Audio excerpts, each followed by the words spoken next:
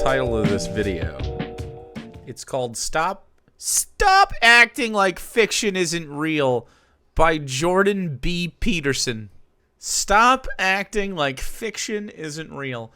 I can only assume what head-ass stuff he's going to say. I believe it will start with like a metaphor, right? Like fiction. You can't call it fake because real people make it from their heads and minds, which experience real stuff. And so they can only, through referencing their real life, make something fake. That is the head-assery I expect. It doesn't make fiction real. It doesn't. That's interesting, though. You know, but I could just say like crazy stuff, and it wouldn't be true at all. I could say things that sound like lessons or wisdom, and them not be. You know, I could say all sorts of things, and it just wouldn't necessarily be true because I wrote it. Let's see what he says. I could be totally wrong. Hopefully it's he just changes my mind. Hopefully Jordan B. Peterson pilled. I think it'll work. He'll get us this time. Our enemies confront us with what we don't want to. I'd love to know who the enemies are. Probably me.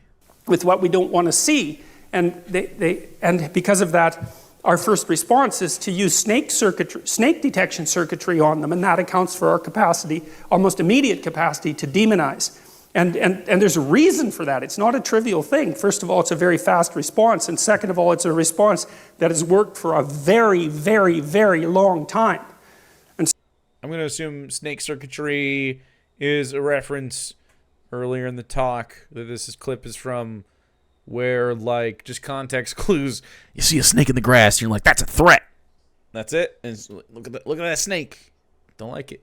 So, you know, one of the variants of the hero, and I would consider a variant of the hero like a fragment of the picture of God, is... The hero is a fragment of the picture of God. Because, of course, God is just so much more than just a hero. He's everything. He's God. Not a Christian. Not a Christian man. That Jordan Peterson. Is the heroic warrior who slays the enemy, right? And sure, of course, that's not precisely a politically correct representation of the hero in modern times. And well, and no wonder, but it's politically correct. You can't slay nothing nowadays without these fucking liberals getting on you. I'm trying to be out here slaying, and they make fun of my wacky suits, and now I'm wearing a regular suit, and I look just sort of dumpy. I should have been in my wacky suit. I'm trying to slay out here, and they won't let me. It's okay, Jordan. Bring the lobster tie back. That's what it needs. Still something that you go watch in movies all the time and admire, right? It's like this one of the how many plots are there? Romance and adventure. That's about it. And romance and adventure? Would he say, if I said like a mystery thing, would he say like, well, you know, that's an adventure in a lot of ways because you're going from not knowing something to knowing something. Like you could just start to hear the Jordan Peterson shit fall out your mouth. If you if you just try to be like, hey, how could something be a thing that what if I just say stuff is what it isn't? What if I just change, what if everything's just adventure? Would you say the 3-Body Problem is an adventure book? Is Blood Meridian an adventure? I guess it is. I guess it's an adventure. Most of the adventure genre is, well, there's some enemy that's lurking in some form. It could be human, it could be alien, and someone rises up to go and confront it and maintain order. You know, it's like there's no getting away from that story. And if you don't have that in your own life, then you play a video game where... To maintain order.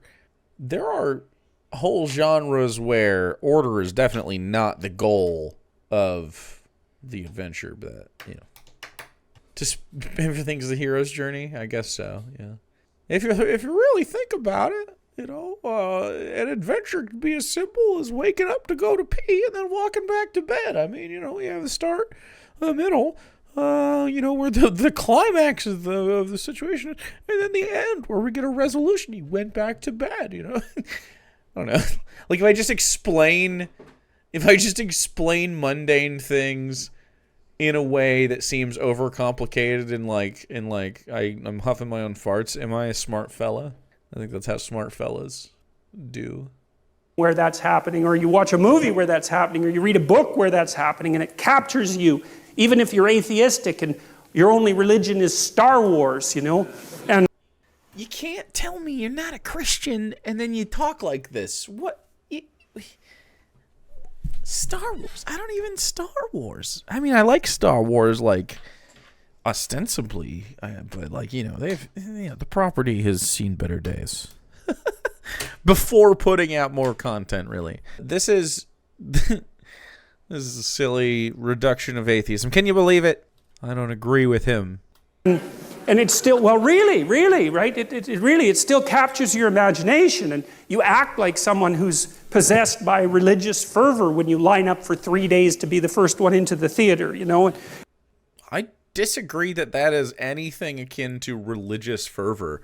Like, it would be religious fervor if, like, you showed up to the theater every Sunday for 2,000 years expecting a movie to play, and you're like, this week the movie's gonna play, and then the movie just doesn't play, but you still buy tickets every week anyway. Like, and what if those tickets were like 10% of your income, So every week you go to the movie theater and spend 10% of your family's budget, which you could use on stuff like lobsters, Jordan, and then they just don't play the movie. You would demand at some point they play the movie, right, Jordan? But for some reason, there's a group of people who just, with religious fervor and insanity, right, like doing the same thing, expecting a different result, go to the theater and they pay their 10% and they've yet to see the movie. Wouldn't that be a wild practice? That would be pretty weird. Nobody does that, though. And all the while claiming that you're atheistic to the core. It's like... I'm definitely atheistic to the core. Absolutely. Being excited to see, like, the conclusion to the Marvel Cinematic Universe Phase 5. I don't know what phase they're in. To be excited for that would be a stronger person than me. But would also be, like, just excitement for a thing that that you've experienced and you would wish to experience a new thing again. Like, entertainment is not an example of religious experience. Although, going to a concert and really vibing and feeling it is not dissimilar to feeling it at a religious, like, concert or event, like a chant. Same areas, your brain go off and shit and you sort of lose yourself in it. Human brains are fun.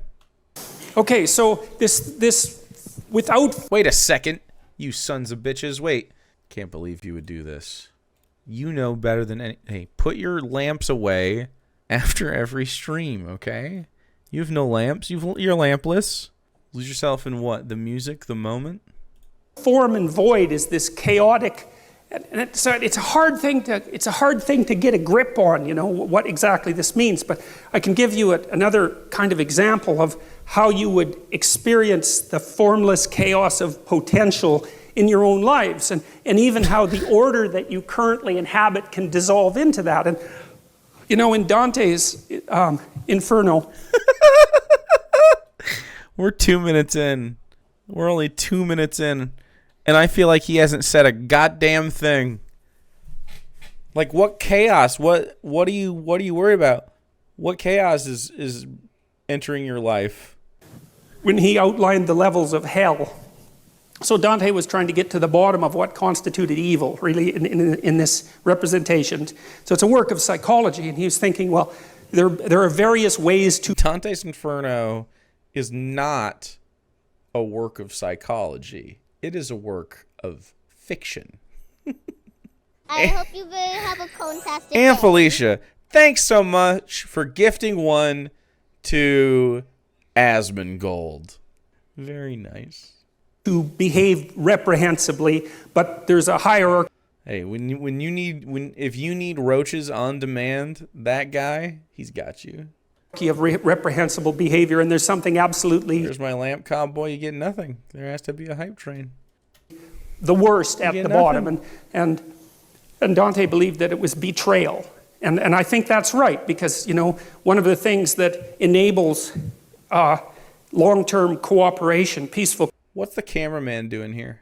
What's going on with this shot? cooperation between people is trust. And I would also say that trust is the fundamental natural resource. There's been some very good books written on the economic utility of trust, for example, and societies where the default economic presupposition between trading partners is trust tend to be rich, even if they don't have any natural resources. And you can see that, for example, with what happened with eBay, which I think was a kind of miracle, because what should have happened with eBay was that you sent me junk and I sent you a check that bounced, right? And that was the end of eBay. But, right, exactly. But that isn't what happened. I don't think that would have happened at all. On eBay? Have you used eBay? You're incentivized for sure to like give people good stuff on eBay. Happened, like the default transaction on eBay was so honest that the brokers, you could hire brokers to begin with. I can't remember what they were called exactly, but you could have all the information on this. Pay someone a fee so that they would guarantee the transaction. So, you know, you wouldn't send me junk and I'd actually send you a payment. And this doesn't make any sense. There's no evidence to suggest that everyone is just out to scam everybody. The evidence actually suggests that under capitalism, most people are not trying to scam anybody, and those that do scam people are either... There's like two contingents of people. There's people that scam people outside of the written system, and they are, you know, they get sent to jail typically or are on the run.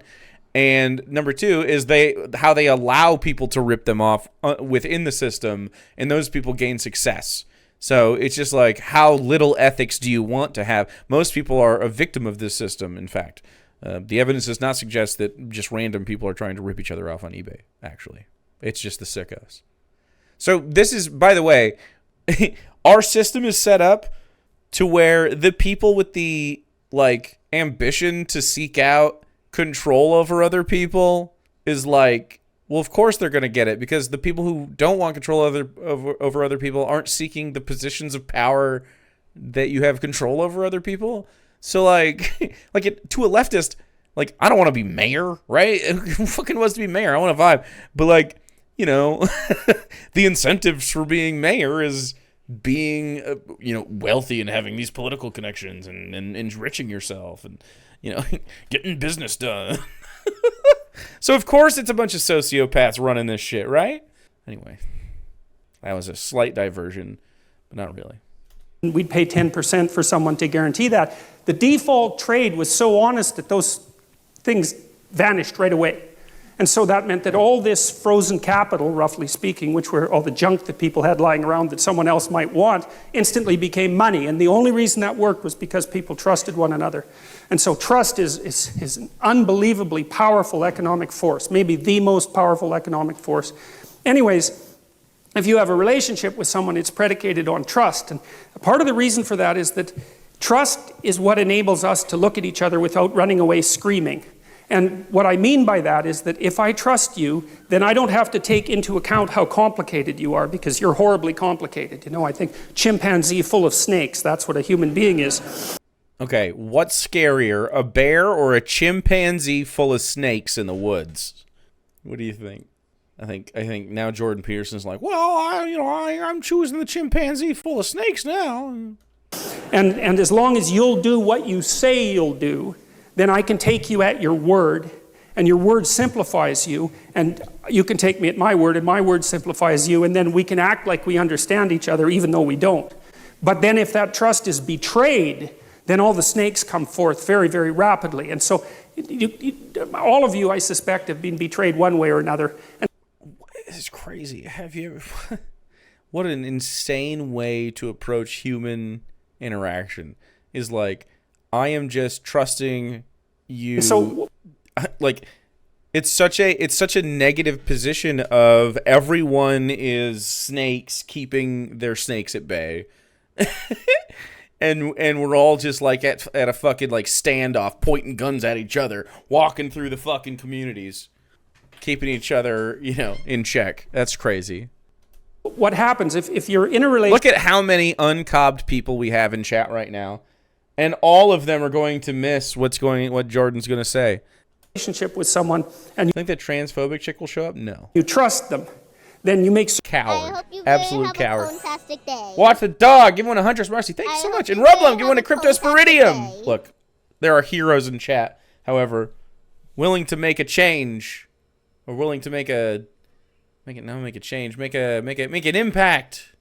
certain assumptions about the past, and you make certain godless. assumptions about the present, and you make certain assumptions about the future, and everything's stable, and so you're standing on How many snake you need to make a man? solid ground. And What a the question. chaos, it's like you're standing on thin ice. The chaos is hidden. The shark beneath the waves isn't there. You're safe. You're in the lifeboat. This guy's so fucking paranoid. Insane. This guy is Tony Robbins for paranoid guys. But then if the person betrays you, like if you're in an intimate relationship and the person has an affair and you find out about it, then you think one moment you're one place, right? I hope You're you where have everything a is secure fantastic day. because you've predicated your perception of the world on the axiom of trust. And the next second, you're in a completely different place. And not only is that place different right now, the place you were years ago is different, and the place you're going to be in the I could future drink years. cum by the gallon load and never get pregnant. That's awful, Purple Nickel. The gallon load? I would like to see a whole gallon of anything drunk. Okay? Hence is different, and so In one all of go that of it. certainty, You may have a that strange fantastic day. Rublum, you want a corn whale? Thank you. I appreciate that. in the future years. We have a little momentum. It's been titillated. Hence is different, and so We've only been here for 37 minutes. all of that certainty, that strange certainty that you inhabit, can collapse into incredible complexity. And you say, well, if someone betrays you, you think, well, okay, who were you? Because you weren't who I thought you were, and I thought I knew you, but I didn't know you at all. He's a one-man show, dude. He's going through a breakup right now in his own head. He's method acting. He's there. You can see it. And I never knew you, and so all the things we did together, those weren't the things that I thought were happening. Something else was happening, and Wow. Not really. That's not how flimsy reality is. If you got cheated on, the other stuff was also happening that you were experiencing, right?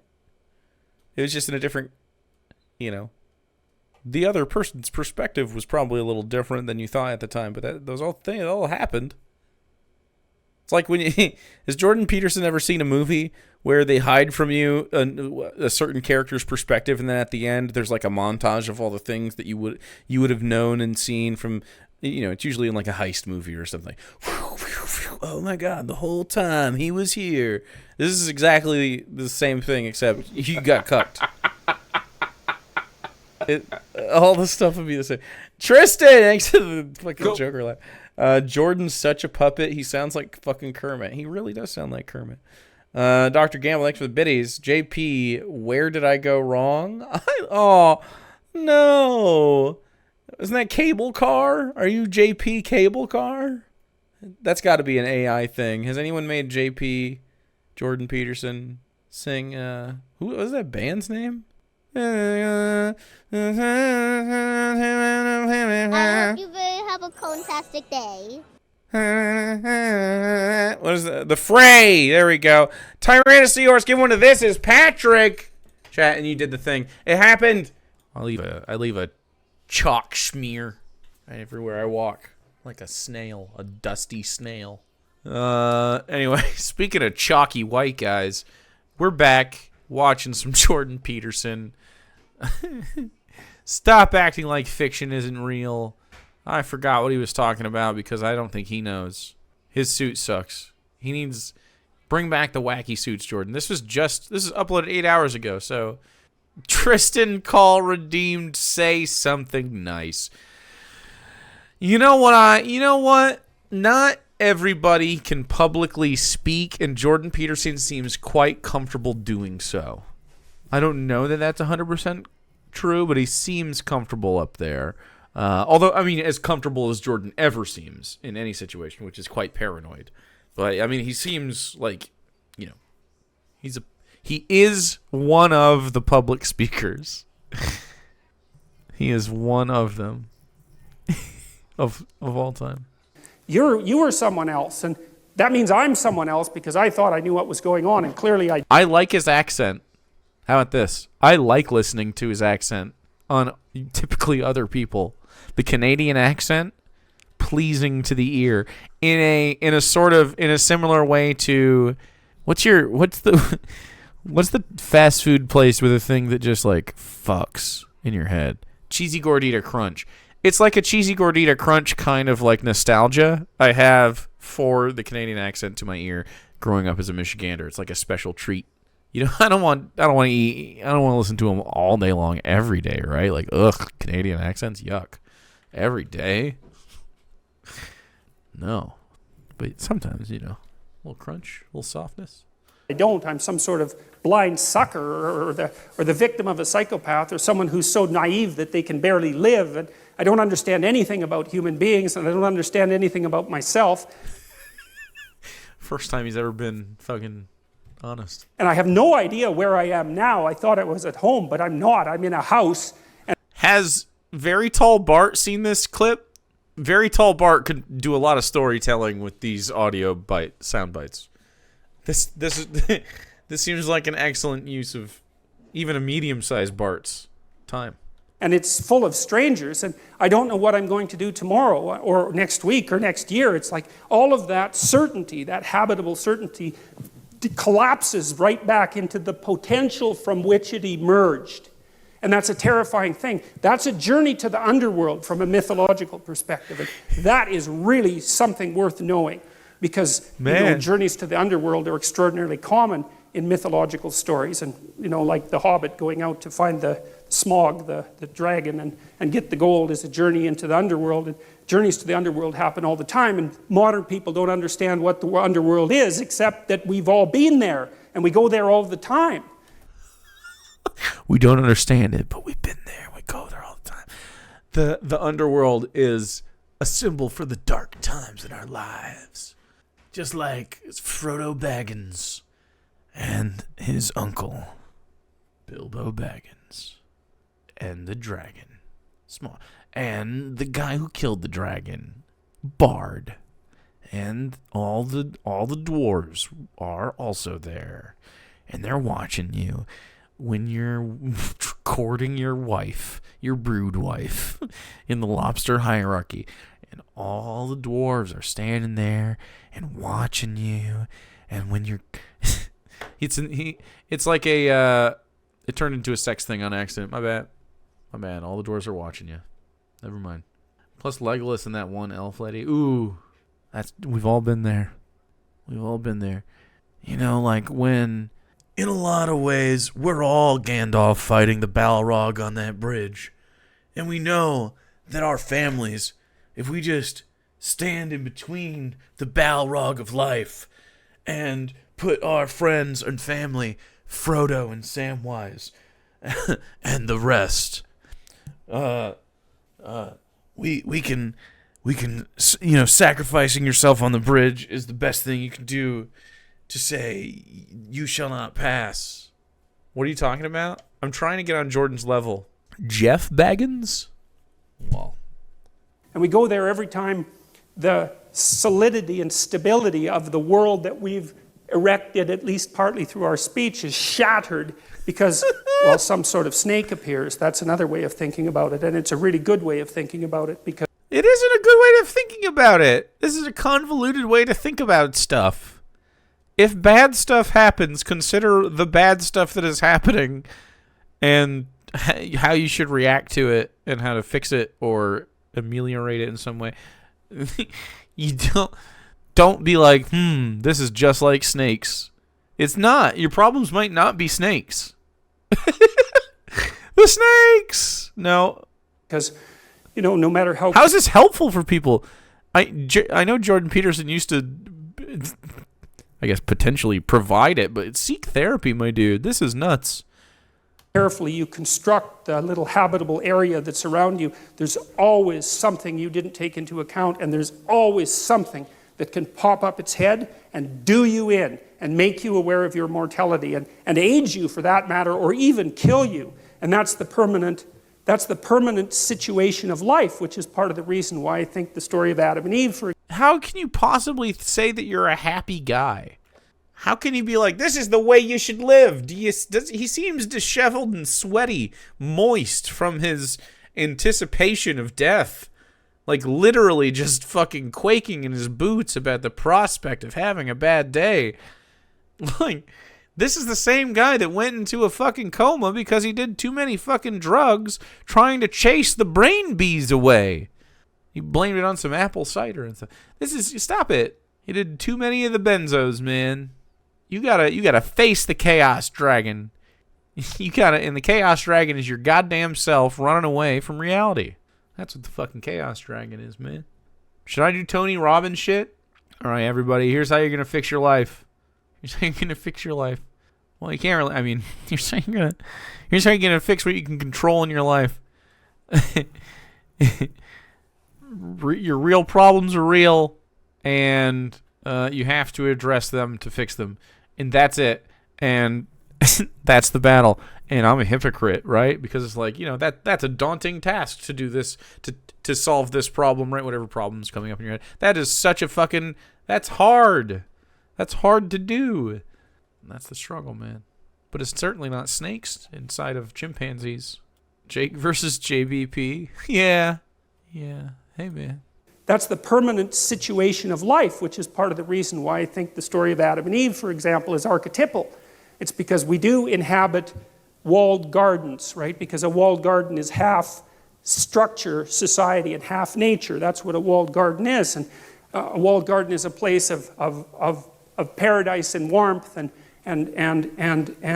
love and sustenance. But He doesn't lose his place. It's also the place where something can pop up at any moment and knock you out of it. And I think part of the reason that like snakes in the garden. Snakes are getting in, dude. That story exists at the beginning of this collection of books is because it explains the eternal situation of human beings. We're always in that situation. We're in a walled garden, or we bloody well hope we are. But there's always a snake. And then it's even worse because if there is a snake, we're exactly the sort of creatures who are going to do nothing but go and interact with that snake the second that we can manage it, I don't think most people would see a snake and they're like, oh, I have to go fucking interact with the snake. I think they'd be like, ooh, let me grab a picture of the snake, or let me avoid the snake, or, ooh, cool, a snake. And then they do whatever else they're doing. Some people are very into snakes, would probably approach, but I don't think it's most people. I think most people, snakes are just like there. You mean danger noodle, caution ramen? That's exactly what I mean. No, it's definitely the case that if you want a human being to muck around with something, the best thing to do is to tell them not ever to do it, have anything to do with it, which is, of course, something you know if you have teenagers or even children, or if you know anything about yourself or your partner. Yeah. So these stories are trying to express what you might describe as an unchanging, transcendent reality. It's something like what's common across all human experience across all time. And that's what Jung essentially meant by an archetype. And you could say, well, we tend to think that what we see with our senses is real. Yeah. And of course that's true, but what we see with our senses is what's real that works at the time frame that we exist in, right? And so we see things that we can touch and pick up. We see tools, essentially, that are useful for our moment-to-moment activities. We don't see the structures of eternity, especially not the abstract structures of eternity. I disagree. Again, I keep disagreeing with Jordan Peterson. That's so strange for me. I disagree. We definitely observe things in the world, and what was the term he used? Their eternal fucking... We see tools, essentially, that are useful for our moment-to-moment activities. We don't see the structures of eternity, especially not the abstract structures of eternity. The abstract structures of eternity? I mean, to me, that would be like, because they're materially real, it would be like observing the science of whatever, like, I don't know, a plant or an animal or whatever. You're like, okay, well, here's where this comes from. It's common ancestors, it's DNA, it's, its characteristics, its, behaviors. Very interesting. You could ask this man what time it is, and he would answer a 30-minute lecture about why the Three Little Pigs are an allegory for why unions are bad. I guess so. Snack in a sweater? Wow. We have to imagine those with our imagination. Well, and that's partly what these stories are doing. They're saying, well, there's forms of stability that transcend our capacity to observe, which is hardly surprising. We know that if we're scientists, right? Because we're always abstracting out things that we can't immediately observe. But there are metaphysical or moral realities or phenomenological realities that have the same nature, that you can't see them in your life by observing them with your senses, but you can imagine them with your imagination. And sometimes the things that you imagine with your imagination are more real than the things that you see. I said he would Numbers are like that, for example. I mean, yeah, I said that thing. He just equated. Of course he would. He's Jordan Peterson. Look at him in the sunken place. This is the darkest This is dark Jordan Peterson. Just bags under his eyes, fucking ranting into a coughing, half-empty amphitheater at a community college. So yeah, he essentially said, because you can imagine it, it's real. I told you he would say this. I was right. I said it at the beginning of this video. Knock one down again for Cornstradamus. We've done it. It's like, because you can conceive of it, then it becomes real. And then, like, this is basically how reactionary, paranoid, right-wing people act. I can conceive of, name a heinous thing they accuse people of, grooming. I can conceive of it happening. The pizza people are stealing child blood.